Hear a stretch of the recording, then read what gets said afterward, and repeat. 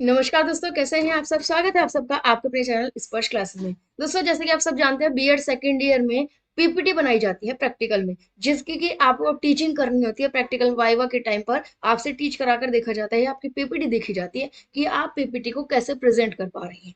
अब अगर यहाँ पर आप फुल मार्क्स लाना चाहते हैं तो आपको सिर्फ इन 6 बातों का ध्यान रखना है, जिससे कि ये सिर्फ 6 छोटी छोटी बातें होंगी, लेकिन अगर ये 6 पॉइंट्स आप ध्यान रख लेते हैं पीपीटी को बनाते समय, तो आपकी पीपीटी बहुत ही बेस्ट हो जाएगी। ठीक है, इतनी बेस्ट हो जाएगी कि कम मेहनत करनी पड़ेगी बहुत ही, और कम मेहनत में पीपीटी बेस्ट हो जाएगी। ज्यादा से ज्यादा मार्क्स आने के चांस रहेंगे, फुल मार्क्स आने के चांस रहेंगे। तो ऐसी कौन सी ऐसी बातें हैं जो कि आपकी पीपीटी को वर्स्ट से बेस्ट बना सकते हैं, उन बातों के बारे में आज की इस वीडियो में हम देखने वाले हैं। इन सभी पॉइंट्स को जरूर देखिएगा, क्योंकि अगर इन पॉइंट्स में से कोई भी एक पॉइंट मिस हो जाता है तो हो सकता है कि आपकी पीपीटी इतनी ज्यादा इफेक्टिव ना हो जितने की होनी चाहिए। क्योंकि होता क्या है, एग्जामिनर आपको वहां पर जब पढ़ाने के लिए, प्रेजेंट करने के लिए भेजा जाता है, 1-2 मिनट मुश्किल से मिलता है। तो आपकी प्रेजेंटेशन इतनी ज्यादा महत्व नहीं रखती जितना कि आपकी पीपीटी। क्योंकि 1-2 मिनट के अंदर अंदर एग्जामिनर जो होते हैं वो आपकी पीपीटी को देखकर आइडिया लगा लेते हैं, और आपका थोड़ा सा कॉन्फिडेंस देखकर आइडिया लगा लेते हैं, उसके बेस पर मार्क्स मिल जाते हैं। तो पीपीटी को कैसे बेस्ट बनाएं कि आपका अगर टीचिंग में थोड़ा बहुत दिक्कत भी हो, वो भी आपका एडजस्ट हो जाए। तो इन्हीं बारे में हम बात करने वाले हैं, सभी पॉइंट्स को ध्यान से देखिएगा।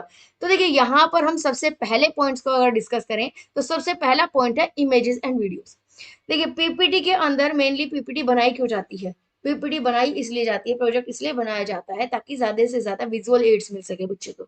जो भी हम पढ़ा रहे हैं कंटेंट, जो कॉन्सेप्ट हम पढ़ा रहे हैं, उसकी real image, real life image, practical image बच्चों को मिल सके। तो आप ये कोशिश करेंगे, आप ये ध्यान रखेंगे कि आपकी पीपीटी में इमेजेस का आप भरपूर इस्तेमाल करें। जहां जो कंटेंट चल रहा है उससे रिलेटेड इमेजेस आप जरूर लगाएं, क्योंकि इमेज से आपकी पीपीटी जो है नेक्स्ट लेवल पहुंच जाएगी। इमेजेस को लगाने के भी अलग अलग तरीके होते हैं, वो भी मैं खुद यहाँ पर आपको लगाकर दिखाऊंगी। अलग अलग तरीकों से लगाकर दिखाऊंगी और लाइव आपको दिखाऊंगी कि कितना ज्यादा इफेक्ट आपका पड़ जाता है कि अगर आप थोड़ा सा चेंज कर जाते हैं। तो सबसे पहला पॉइंट कौन सा होगा? इमेजेस लगाइए ज्यादा से ज्यादा। यहाँ पर आप फॉर एग्जाम्पल्स के लिए देख सकते हैं, हम ब्लड के बारे में बात कर रहे हैं, तो ब्लड की यहाँ पर जो है उससे रिलेटेड इमेज लगा दी। ठीक है, हम प्लाज्मा की बात करेंगे तो प्लाज्मा से रिलेटेड नीचे इमेज लगा दी। बाद में जब आप प्रेजेंट कर रहे हो तो इसको आप क्या कर सकते हैं, एक्सप्लेन कर सकते हैं। ठीक है, इस तरीके से यहाँ पर आप टाइप्स की बात कर रहे हैं, आरबीसी डब्ल्यूबीसी, तो उनका आपने यहाँ पर इमेज लगा दी उनसे रिलेटेड। तो हर स्लाइड पर जो भी बात आप कर रहे हैं उनसे रिलेटेड कोई ना कोई एक आध इमेज आप जरूर लगा दें। अब देखिए, इमेज को आप लोग का लगाने का तरीका डिफरेंट डिफरेंट हो सकता है, डिपेंड करता है कि आपकी इमेज कैसी है। देखिए, आप इसको यहाँ पर लगा सकते हैं साइड में। ठीक है, इस तरीके से आप इमेज लगा सकते हैं। आप इसको अगर चाहें तो फुल स्क्रीन भी कर सकते हैं, इस तरीके से स्ट्रेच करके। लेकिन अगर आप इस तरीके से करेंगे फुल स्क्रीन तो ये बहुत ज्यादा अजीब लग रही है, तो इसको आप इतना ज्यादा स्ट्रेच नहीं करेंगे। आप इसके अलावा दूसरा काम क्या कर सकते हैं कि इस इमेज को फुल स्क्रीन पर भी ले सकते हैं। अगर इमेज के साइड में बैकग्राउंड बहुत अच्छा खासा आपको मिला हुआ है, तो आप क्या कर सकते हैं कि इसको फुल स्क्रीन पर इस तरीके से ले सकते हैं।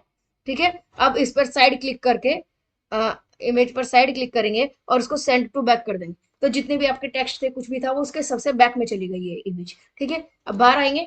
अब जो ये आपने कंटेंट लिखा हुआ था, जो टेक्स्ट लिखा हुआ था, इसको आप क्या करेंगे, नीचे कर देंगे। इस कंटेंट को आप क्या करेंगे, नीचे कर देंगे एक साइड में, ताकि इमेज आपकी जो मेन है वो दिख पाए। तो देखिए, यहां से आप इस तरीके से देख पा सकते हैं, देख पा रहे होंगे आप। यहाँ पर देखिए, हमने ये इसको यहाँ पर साइड में लगा दिया। ठीक है, और जो ये ऊपर हेडिंग डाली हुई थी इसको भी थोड़ा सा साइड में कर दिया, ताकि इमेज में जो मेन चीजें है, कंसेप्ट है, वो दिख पाए। अगर इमेज का वही चीज ढक गया जो हमें दिखाना है, तो फिर कोई फायदा नहीं इमेज का। देखिए यहाँ पर इस तरीके से, तो यहाँ पर आप देखिए तो आपकी स्लाइड का बिल्कुल ही डिफरेंट व्यू आ गया। तो ये डिपेंड आपकी क्रिएटिविटी पर करता है कि आप इमेजेस का कितने अच्छे से इस्तेमाल करते हैं। यहाँ पर भी अगर आप देखें, तो इसमें आपका कुछ भी ऐसा पार्ट नहीं है इमेज में जिसको कि आप हाइड कर सके, जिसके ऊपर आप कंटेंट लिख सके, तो इसलिए इसको आप ऐसे ही रहने देंगे। इसके अलावा एक तरीका और होता है कि इस पर अगर आप डबल क्लिक करेंगे, तो यहाँ पर ऊपर देखिए, डबल क्लिक जैसे करेंगे ऊपर फॉर्मेट आ जाएगा, और इस तरीके के आपको बहुत सारे फॉर्मेट दिख जाएंगे। इन पर क्लिक करके देखिए, जो आपकी इमेज में ज्यादा बेस्ट सूट कर रहा हो, अच्छा लग रहा हो कंटेंट के अकॉर्डिंग, तो वो आप लगा सकते हैं, ताकि थोड़ा सा 3D व्यू आपके इमेज को मिल जाता है। आप देखिए यहाँ पर, आप ये वाला भी लगा सकते हैं, कोई भी जो आपको अच्छा लग रहा हो वो आप लगा सकते हैं। अब क्योंकि इसका जो झुकाव है इमेज का इधर की तरफ है, तो इसलिए हम राइट साइड में लगाएंगे इसको, लेफ्ट की बजाय। और जो उसका टेक्स्ट था उसको हमने इस साइड कर दिया। ठीक है, इसको टेक्स्ट को हम इधर ले आए, तो ये हो गया। यहाँ पर आप देख सकते हैं। तो इस तरीके से इमेजेस में अगर हमने कोई इफेक्ट डालना है, 3D इफेक्ट डालना है, तो वो भी डाल सकते हैं। तो सबसे पहला इमेज को हम कैसे चेंजेस कर सकते हैं, कैसे इमेज से हम पीपीटी को चेंज कर सकते हैं, लुक को चेंज कर सकते हैं, वो आपने पता लग गया होगा। मेन बात देखिए लुक पर ही डिपेंड करती है। आपकी पीपीटी लुक में जितनी अच्छी लग रही होगी, आपके मार्क्स उतने ही ज्यादा आ जाएंगे प्रैक्टिकल। सीरियसली रियलिटी है कि इतने ज्यादा आ जाएंगे। आपका थोड़ा बहुत पढ़ाने में कम ज्यादा होगा, वो एडजस्ट हो जाएगा, लेकिन इसमें क्या है कि एग्जामिनर के पास इतना टाइम नहीं है कि आपको 15-20 मिनट देंगे और आपकी टीचिंग स्किल्स को देखेंगे या आपके कॉन्फिडेंस को बहुत देर तक देखेंगे, एक एक चीज को ऑब्जर्व करेंगे, नहीं। मेन बात क्या होता है कि आप बोर्ड पर गए तो आपका कॉन्फिडेंस लेवल क्या है, और दूसरी चीज उनके हाथ में आपकी पीपीटी की हार्ड कॉपी होगी या सॉफ्ट कॉपी होगी, तो उससे वो अंदाजा लगा लेंगे कि आपने स्लाइड्स कैसी बनाई होगी। अच्छी बनाई है तो मतलब सही है, उसी के बेस पर आपको मार्क्स मिल जाएंगे। तो यहाँ पर आप देख सकते हैं इस इमेज में कि पहले और बाद में कितना डिफरेंट आपका आ गया है डिफरेंस। नेक्स्ट पॉइंट पर चलते हैं। सेकंड पॉइंट है हमारा यहाँ पर, वो है ओनली बुलेट पॉइंट्स। यहाँ पर ये गलती सबसे ज्यादा होती है। क्या होती है कि पीपीटी है, पीपीटी बनाने में सिर्फ और सिर्फ आपको मेन वर्ड्स लिखनी है। पीपीटी की स्लाइड्स में सिर्फ मेन कीवर्ड्स, मेन हेडिंग्स ही आपको लिखनी है। कुछ अंदर का बहुत ज्यादा कंटेंट आपको नहीं भरना।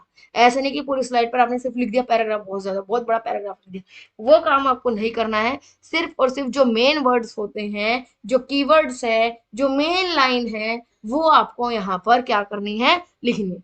आप देख सकते हैं, हालांकि ये तो क्वेश्चन है, सिर्फ एग्जाम्पल के लिए मैं आपको दिखा रही हूँ, ये तो सिर्फ क्वेश्चन है इसलिए हमें लिखना पड़ेगा। लेकिन एग्जाम्पल के लिए अगर यहाँ से ये चीज हटाओ, ठीक है, और इतना सब कुछ हमने स्क्रीन पर लिख रखा होगा, तो ना इससे क्या होगा कि ना ही तो आपको इमेज की जगह बचेगी, ना ही किसी और ऑप्शन की जगह बचेगी इफेक्ट की, और सिर्फ लिखा लिखा बचेगा, तो मजा नहीं आएगा। तो इसलिए सिर्फ और सिर्फ मेन पॉइंट्स लिखिए, सिर्फ हेडिंग्स हमें लिखनी है, ताकि एग्जामिनर के टाइम पे हम वहां पर वो ज्यादा इफेक्टिव लगे। क्योंकि एक्सप्लेन करने का काम तो हमारा है ना, वहां पर पीपीटी का काम सिर्फ ये है कि जो मेन पॉइंट्स, ब्लड पॉइंट्स को आपको शो कर सके। तो सेकंड नंबर पे क्या ध्यान रखना है, सिर्फ और सिर्फ मेन हेडिंग्स, मेन कीवर्ड्स आपको लगानी है। आप यहाँ पर देख सकते हैं, हेडिंग डाली और रक्त के बारे में सिर्फ 2 से 3 लाइन में अंदर लिख दिया, बहुत बड़ा कुछ लंबा चौड़ा नहीं लिखना है। नेक्स्ट में रक्त के जो टाइप्स वगैरह को हमें डिस्ट्रीब्यूट करना था, तो हमने एक चार्ट में उसको करके शो कर दिया। प्लाज्मा के बारे में बताया, ठीक है, रक्त के जो है टाइप्स बता दिए, लाल रक्त अलग अलग हमने उस पर लगाया। तो आप देख सकते हैं स्लाइड्स काफी अच्छी खासी लग रही है, बहुत ज्यादा बड़े बड़ी चीजें हमने नहीं लिखी। नेक्स्ट पर चलते हैं पॉइंट पर। नेक्स्ट पॉइंट में आपको ध्यान रखना है प्रॉपर हेडिंग्स, कि आप जो हेडिंग्स डाल रहे हो वो प्रॉपर टाइप से डालें, प्रॉपर तरीके से डालें। आप यहाँ पर एग्जांपल्स देखिए, तब आपको ज्यादा बेस्ट वे में समझ में आएगा। देखिए ये एक पीपीटी है, एंगल्स के बारे में मैथ्स की पीपीटी बनाई हुई है। यहाँ पर देखिए हेडिंग्स डाली हुई है।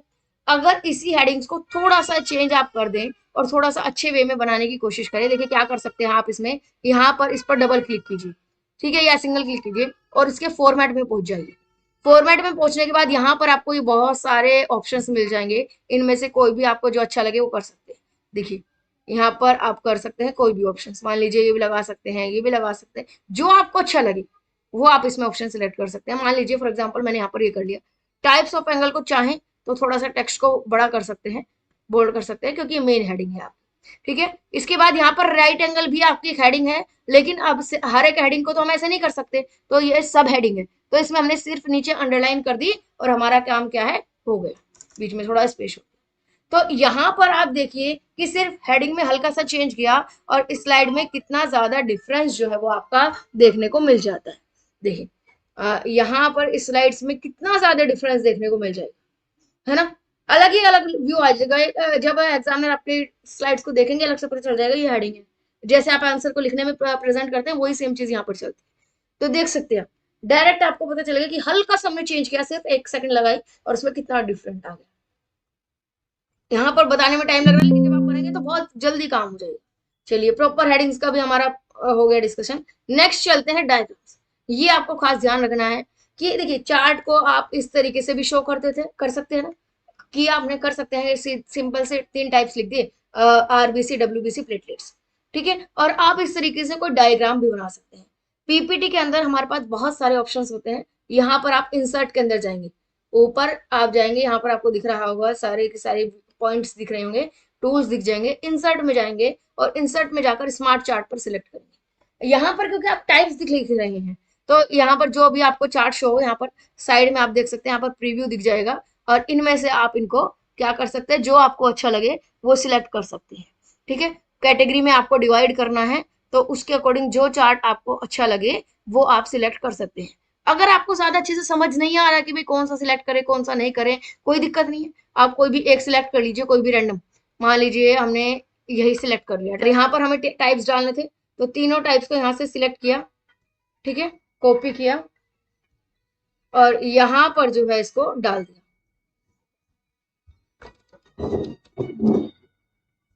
तो यहाँ पर देखिए हमने ये टाइप्स लिख दी।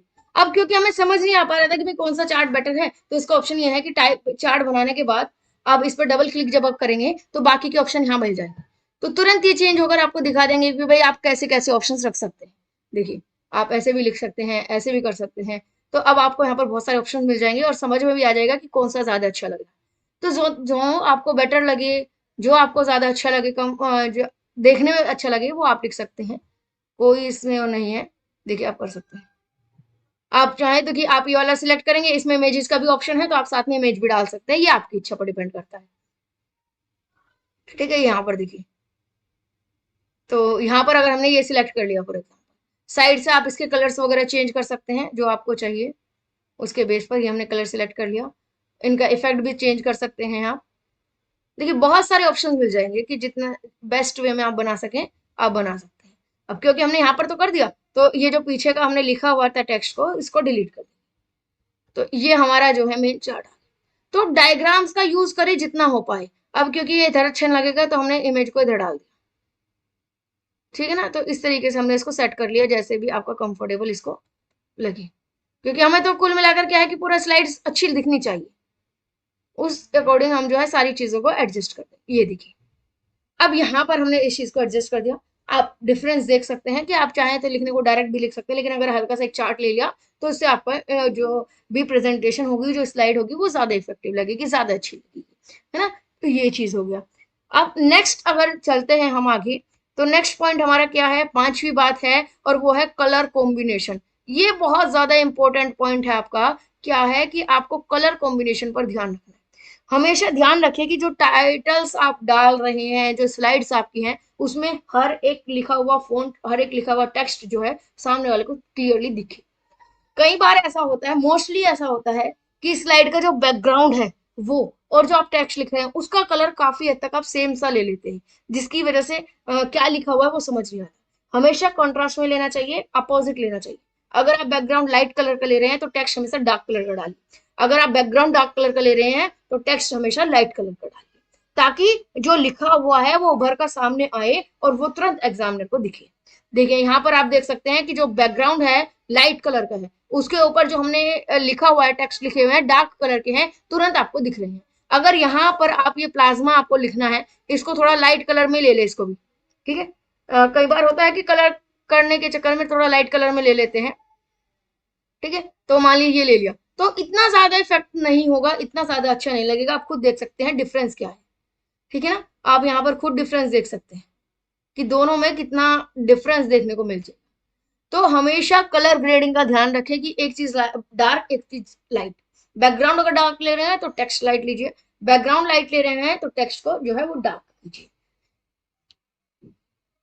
कहीं अगर इमेज पर आपको लिखना हो, कई बार ऐसा हो जाता है कि इमेज पर आपको लिखना हो, फॉर एग्जाम्पल आप यही ले लेते हैं, एक सेकेंड रुकिएगा, हाँ यहाँ पर देखिए, इसको हम इस तरीके से कर देते हैं कि इसमें कोई भी कलर नहीं किया।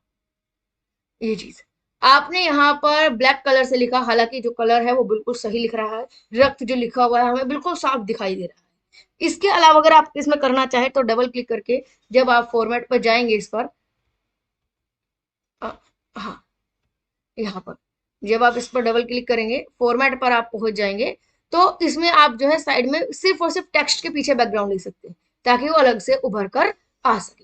तो आप जो है यहाँ पर इस चीज का डिफरेंस देख सकते हैं कि दोनों स्लाइड्स में कितना डिफरेंस लगा, ये लिखा हुआ है और एक ये लिखा हुआ है। तो कुल मिलाकर कलर ग्रेडिंग ऐसे रखिए, कोई भी कलर लीजिए कोई दिक्कत नहीं, बस कलर ग्रेडिंग ऐसा होना चाहिए कि जो टेक्स्ट लिखा हुआ है वो एकदम चमक कर आना चाहिए, वो एकदम दिखाई देना चाहिए। कई बार ऐसा हो जाता है कि कलर ग्रेडिंग अच्छी ना होने की वजह से क्या लिखा हुआ है वो ही समझ में नहीं आ पाता। तो ये एक पॉइंट था हमारा।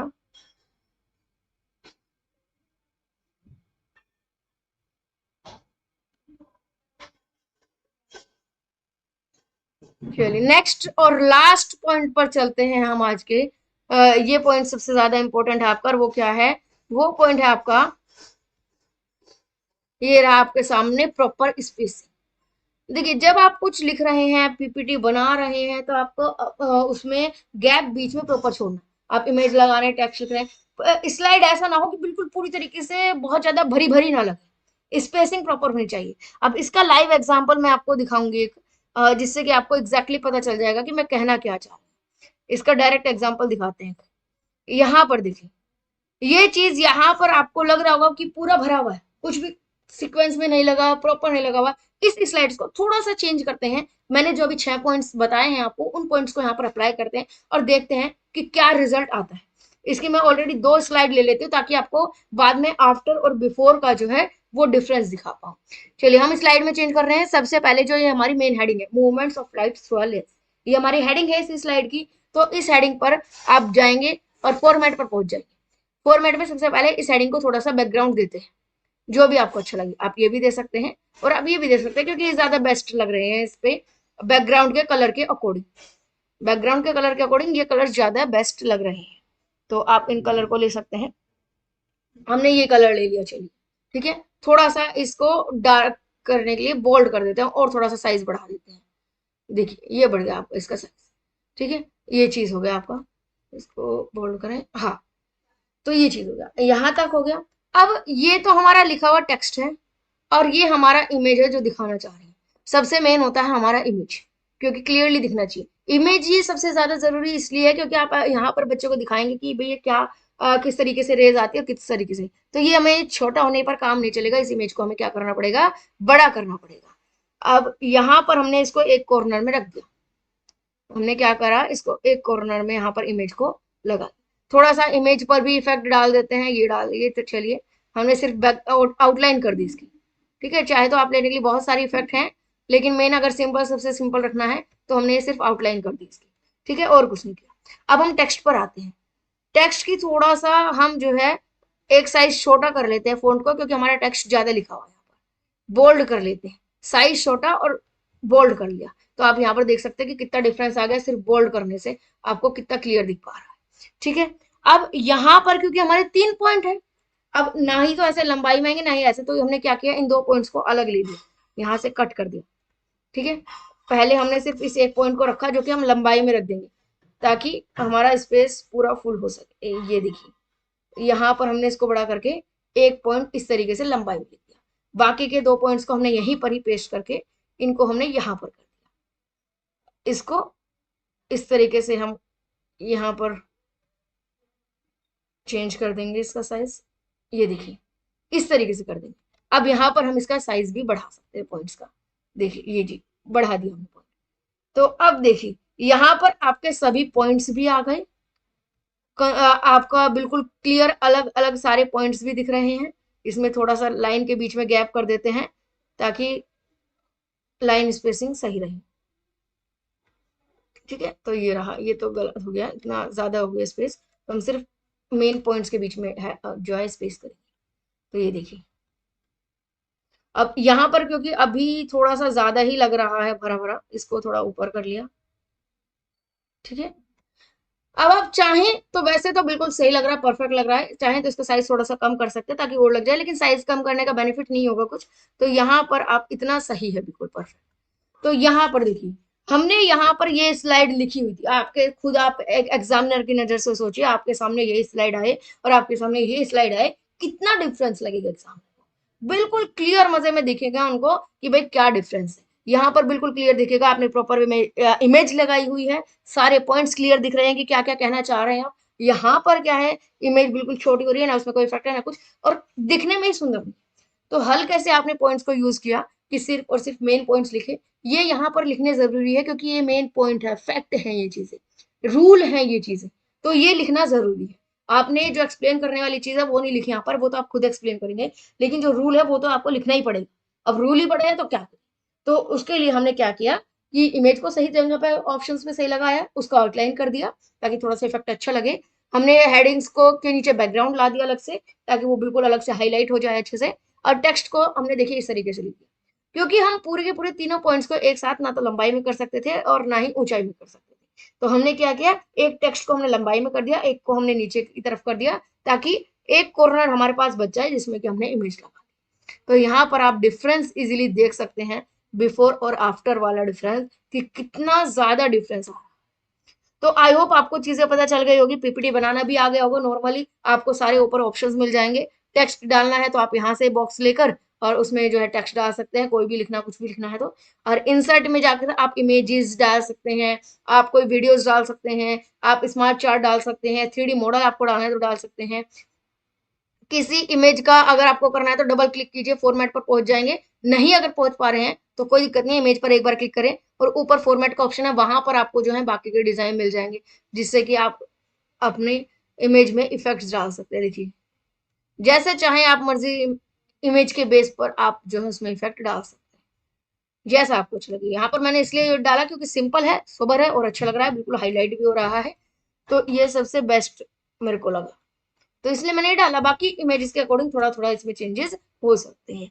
तो आई होप ये चीज क्लियर हो गई होगी कि पीपीटी में किन किन बातों का ध्यान रखना है। थोड़ा सा चेंज अगर हम ला दें तो पीपीटी कितनी ज्यादा इनहेंस हो सकती है, कितनी ज्यादा अच्छी बन सकती है। तो इन पॉइंट्स को बहुत ही ज्यादा अच्छे से ध्यान रखिएगा, फोकस करेगा। अगर इस तरीके से आपने पीपीटी बनाई, खुद आप पीपीटी बना लेंगे और आपको नई चीजें सीखने को मिल जाएगी, और एग्जाम में आपका कंसेप्ट जो है वो बहुत अच्छा हो जाएगा। इस वजह से आपको मार्क्स ज्यादा से ज्यादा ही आएंगे, कम नहीं आएंगे, ज्यादा से ज्यादा ही।